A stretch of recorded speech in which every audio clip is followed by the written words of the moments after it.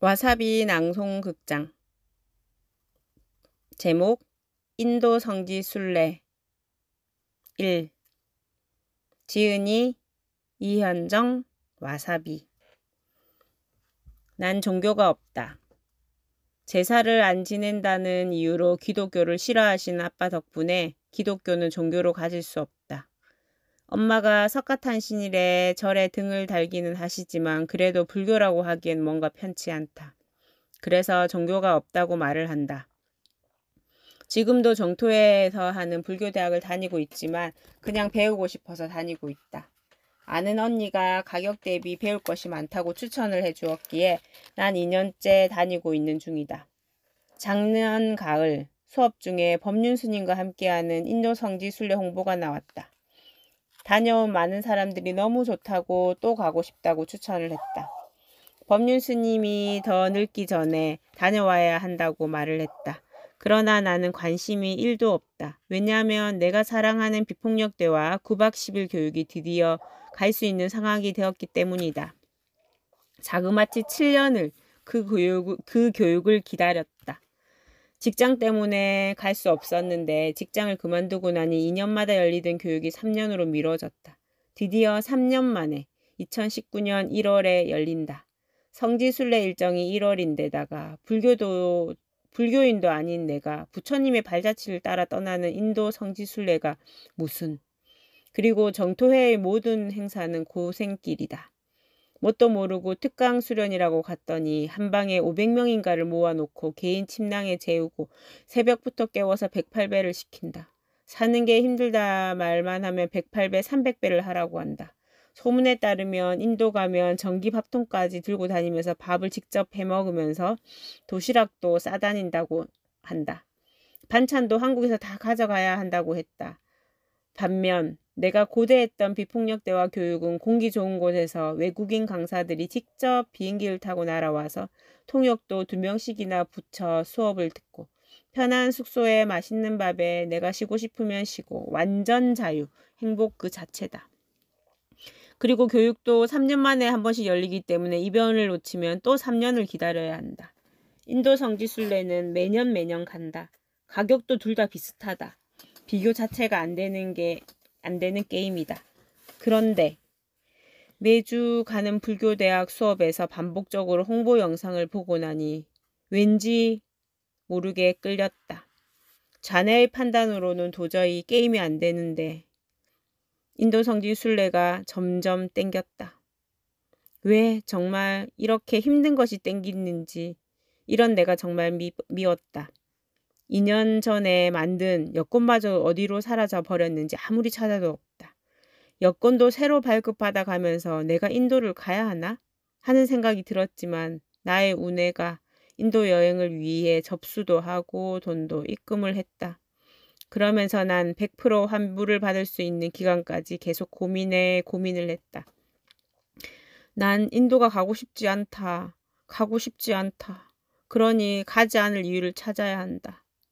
그러다 법륜 스님이 가까운 전주에 오셨다. 즉문즉설 시간에 법륜 스님께 질문을 했다. 둘러대면서 부드럽게 질문을 했지만 왜 이런 프로그램을 만들어서 나를 복잡하게 하는지 따지고 싶은 마음이 그 질문 속에 드러나 버렸다. 인도 가면 새벽 5시에 일어나고 힘들다고 하던데 대체 인도에 가면 무엇을 배울 수 있습니까? 참고로 나는 내가 듣고 싶은 방식으로 이야기를 듣는다. 나의 질문에 법륜 스님의 대답이 내게는 이렇게 들렸다. 더 힘들다. 5시가 무슨 말이고 2시에도 일어날 때가 있다. 하루 종일 버스 타고 이동하고 잠도 공항에서 자기도 한다. 밥은 2끼도 못 챙겨 먹는다. 뭘 배우냐고. 네 같은 정신머리로는 아무것도 못 배운다. 인도 가면 먼지도 많고 힘만 든다. 네 이름이 뭐라고? 명단에서 빼라고 할게. 뭐지? 스님 신기 있으신가? 나를 다 파가신 건가? 저렇게 말씀하시면 내가 자극받아가서 청개구리처럼 갈 거 다 알고 말씀하신 건가? 암튼 난 그렇게 고민을 하다 직접 손과 발로 고행의 길을 선택했다.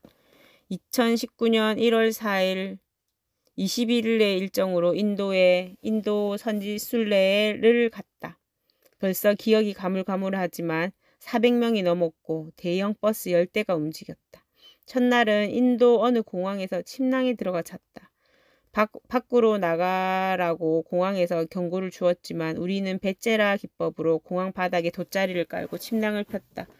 보다 못한 공항에서 일찍 티켓팅을 해주어서 훨씬 아늑한 안쪽에서 잠을 잘 수 있었다. 그런데 그런 상황에도 많은 사람들이 5시도 안 되어 일어나 108배를 했다. 둘째 날 저녁이 되자 큰 뷔페에 모였다. 먼저 도착한 법륜 스님이 기다리고 계셨다. 법문을 하시고 증문죽설 시간이 되었다. 어릴 적부터 호기심이 많던 나는 질문이 많았다. 기억으로는 그렇게 질문을 하면 부모님은 쓸데없는 거 물어본다고 나를 구박하셨다. 그런 일들이 몇 번 반복된 후에 나는 알게 되었다. 질문을 하지 않으면 야단을 맞지 않아. 질문을 하지 않으면 그런 사람들은 입을 다물고 있고 그런 사람들은 다 아는 사람처럼 보여. 그래서 똘똘해 보이는 거지.